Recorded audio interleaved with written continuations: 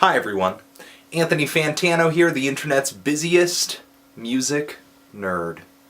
My needle drops. Hope you're doing well. And it's time for an album review.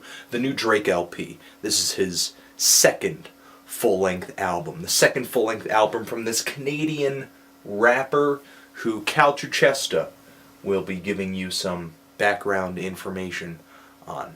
Cal.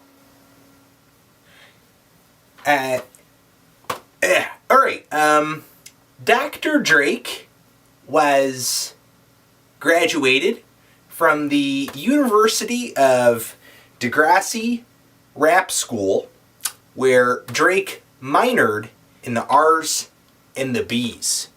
He studied under Professor Lil Wayne, and he graduated top of his class, and the best is mystery.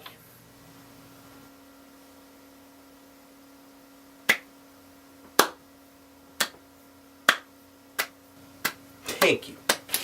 Thank you. Thank you. Thank you. That was beautiful. Alright, review time, Drake, Take Care. But I'm not going to go too far into Drake's past since it's been so efficiently covered already by Cal Chuchesta. This dude's last album, Thank Me Later. Oh man, I hated that thing. To me it just felt so whiny and depressing, and I really didn't understand why, and it awkwardly straddled hip-hop and R&B with this kind of underdeveloped persona, and I wasn't really surprised that it felt that way. Drake was kind of thrust into the limelight after only producing several mixtapes, and I think that led to this debut album being filled with terrible, melodramatic, and cheap lyricism. And even though I was getting all these vibes from this album, I didn't really necessarily assume that Drake's future stuff would sound exactly like that. Take Care doesn't come off like that to me, thankfully. There are some potholes on this album, and we will get into that, but overall I feel like on this album Drake feels more confident in his style, in his sound. Not only that, but he sort of embraces even tighter all of the aspects of his persona that made him really kind of criticized when he first came out. His softer, more introspective side, all these R&B sounds, the idea of this very successful but sad and depressed character. Drake is not a hard or a tough rapper, and he doesn't try to be. Even during his most boastful moments on this album, he comes across about just as fluffy as a Three Musketeers bar. You know, he's not a badass, but do we really need another badass in hip-hop? Do we? In my opinion, Drake's skill level is up on this album. And the lyricism, though it's not exactly free of melodrama, it's a little more adult. It's a little more, you know, thought-provoking, I guess. I don't feel like I'm just listening to words read straight off of some kid's tear-soaked diary page. The opener to this LP is one of those personal moments where Drake kind of pens the story of his rise to fame. He does it with some really consistent lyrics, even though some of those lyrics can kind of be unrealistically boastful, like how he killed everybody in the game last year. Not true, I was there. Moments like that I don't feel like are meant to be taken too seriously, but they do kind of raise a problem. When Drake is rapping about how accomplished or how great he is, to me it just kind of feels like he's filling space, because if he's not rapping about that, he's rapping about how crazy some girl is making him. There are rhymes on here about other rappers biting Drake's style, but clearly that's what he's doing in the case of the experimental R&B act The Weeknd. And I know The Weeknd's fame and success is partially owed to Drake because he's openly endorsed them. He appeared on the project's previous EP, but the favor has clearly been repaid in terms of musical inspiration for this album. The R&B sounds, the beats in general on Take Care, in comparison with Thank Me Later, feel way darker, more atmospheric, more depressing.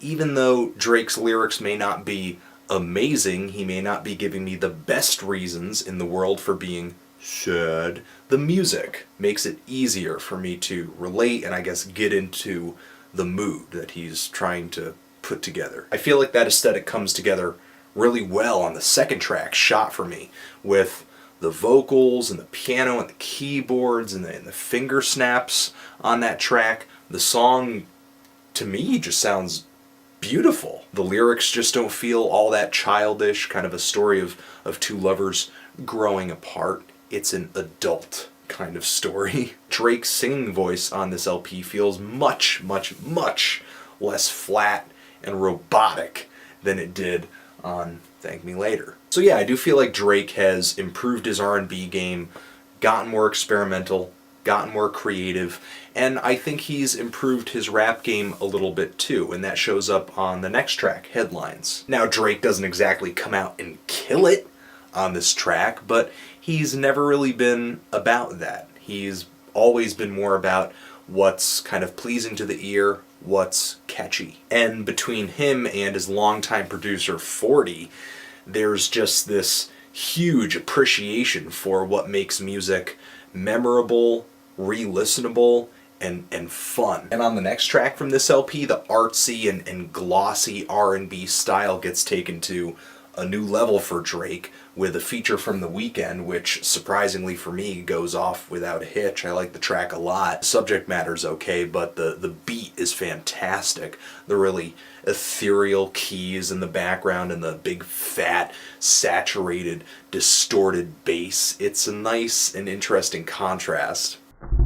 To me, the title track from this LP is the first misstep that it makes, and it's kind of an issue that a lot of albums that have such a high profile kind of have. They're loaded with useless features and tracks that don't add to the idea or the concept or the feel of the album at all. They're just put into the album to either get a radio single on it or just sort of get a feature on there that will attract fans of that featured artist and then get them to listen to the album too. Rihanna's vocals and kind of the world beat electronic crap that's going on with the title track on here just does not fit into the feel of Take Care. It just feels out of place, and as long as I'm talking about things that are out of place, I feel like Lil Wayne is another one of those features. He really doesn't rap about the same stuff that Drake does, and when he does, it just kind of sounds a little funny to me.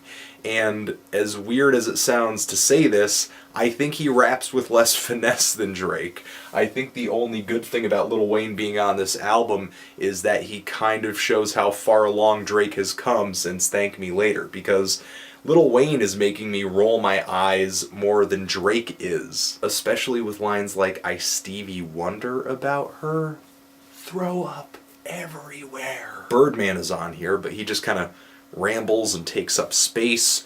Rick Ross drops a pretty tolerable verse. Stevie Wonder comes on for a harmonica solo that sounds like it would come off some Kenny G smooth jazz record. And Nicki Minaj is Nicki Minaj. Some decent lyrics and this really fruity pebble personality. There's some rappers on here that I like Kendrick Lamar and Andre 3000, but it's not like their moments on this LP really grab me or leave me thinking, oh wow, that was a real highlight of this album. Overall, I feel like these extra features and tracks just add up to a lot of filler, a lot of recycled ideas, and a lot of do-nothing moments that draw this album out to 80 friggin' minutes. 80 minutes of Drake. This album would have been so much better were it leaner and just sort of more straight and to the point. But instead we get tracks like Make Me Proud, which in its hook and its concept is pretty much like Best I Ever Had version 2.0. You've got HYFR, which is pretty much like a boring radio track about fame and groupies. You've got a really lazy hook and a boring beat and a throaty Lil Wayne impersonation on the song Cameras. And the last track is extremely anticlimactic. I mean, any number of the slower songs on the album, Practice, for example, would have made a better closer. But still, I love the feel and I love the aesthetic of this album. It feels like a roaring fireplace in a really huge room with wood floors and expensive furniture and a smoking jacket and cuddling with a fine lady. The harder hitting tracks on here, like Underground Kings and Will Be Fine, to me kind of improve upon older ideas of Drake's, while the song Lord Knows feels a little new. Just Blaze actually produced that track, and he came out with what I think is the best beat on this album. The huge chorus vocals, the sampled soul voices on that too, that are all kind of manipulated and watery, and this huge, thick bass beat. It's epic. I think the slower moments on this album come out really well too. I think the only real misstep is the song Marvin's Room, which has a really great Weeknd-esque beat hanging in the background, but it's loaded with all these cheesy phone recordings and horrendously bad lyrics. I know you still think about the times we had. That's trashy romance novel stuff. Come on. Drake indulges in that stuff on other tracks, like on Practice, but it just doesn't make me cringe as much. And part of me likes that stuff, and then another part of me feels like that this music wasn't really written with me in mind. It's kind of like Drake's albums are released to attract the ears of women who wish they had a man in their lives who would say all the corny crap that Drake raps. It feels a little inauthentic, like Drake is this dude who goes to the club with his collar popped, just soaked in Axe body spray, who goes around saying all this emotional crap to girls, hoping that they'll go home with him. A lot of tracks on here deal with Drake's personal story, and he's really good at painting it, but pretty much everything about Drake's personality draws from and is inspired by his fame. And we all know fame is temporary. In 10 years, will Drake be famous? Will people care that he was famous? Still, the sound, the style of this album is really great, and that's why I think what awesomeness this album does have behind it is more owed to Drake's producers. I have to take into account that, man, this just feels so inconsistent to me.